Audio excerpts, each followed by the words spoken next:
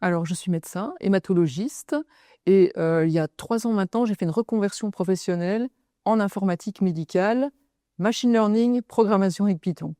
Je suis devenue donc responsable de l'informatique médicale au Grand Hôpital de Charleroi, et mon rôle m'a conduit à la fondation et la formation d'un laboratoire d'intelligence artificielle avec un de mes confrères, le docteur François Waterkeng, qui est neurochirurgien également au Grand Hôpital de Charleroi. Donc nous développons dans ce laboratoire d'intelligence artificielle une méthodologie vraiment très claire, transparente, de façon à évaluer tous les produits d'intelligence artificielle qui nous sont proposés par des compagnies extérieures à l'hôpital. Et on soutient et encadre aussi tous les projets internes à notre hôpital en intelligence artificielle.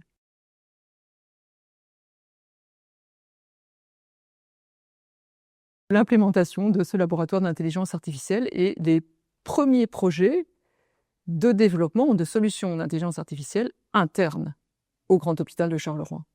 Il y en a essentiellement 2. Le projet Qualifier pour la détection de la fragilité et de la vulnérabilité en gériatrie.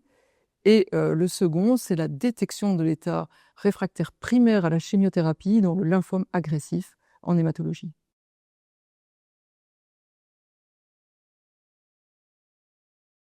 Alors, dans la communauté Willing Care, au Grand Hôpital de Charleroi, il y a Pierre Jacquemin, qui est vraiment super impliqué. Donc, c'est le directeur de l'informatique et du pôle infrastructure également. Il est ingénieur. Et le professeur Frédéric Tiss, qui lui dirige le pôle urgence, médecine aiguë et également la recherche. Et donc, c'est via en fait eux deux que j'ai été amenée à prendre connaissance de cette communauté et à me rendre compte qu'en fait, ça permettait de faire des liens avec l'ensemble des hôpitaux du réseau, mais aussi les chercheurs et d'autres ingénieurs.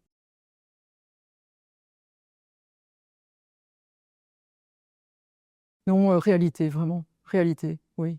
C'est un petit peu peut-être difficile pour le grand public de bien comprendre parce qu'ils n'ont pas les notions, je pense, mathématiques, de probabilité et de statistiques pour bien comprendre ce qui se cache derrière les algorithmes. Mais une fois qu'on a compris ça, c'est vraiment de la réalité. On est réellement capable, à partir de données, quand elles sont bien représentatives d'une population, de faire apprendre à la machine à faire des prédictions après un entraînement. C'est vraiment de la réalité.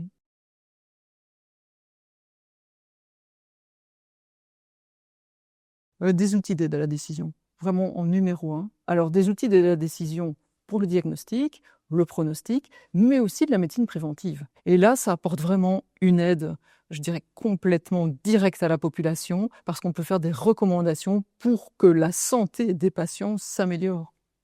Et ça, c'est fondamental en médecine.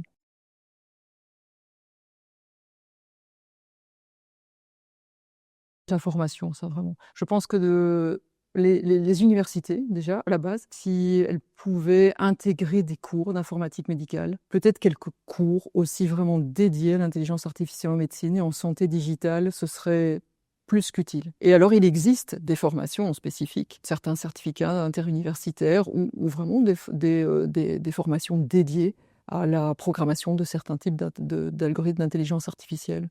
Je recommanderais ça, vraiment de se former.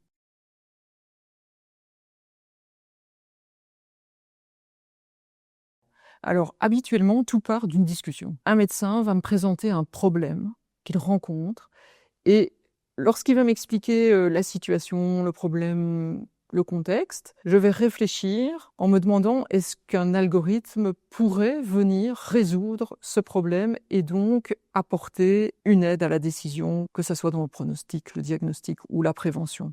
Tout part toujours d'une discussion avec les médecins sur le terrain. Alors les médecins, mais pas uniquement les médecins, parce qu'on a aussi dans notre projet Qualifier la détection de la vulnérabilité sociale chez les patients en gériatrie. Et là, ce sont avec les assistants sociaux que je travaille. Donc la question est vraiment venue du département social.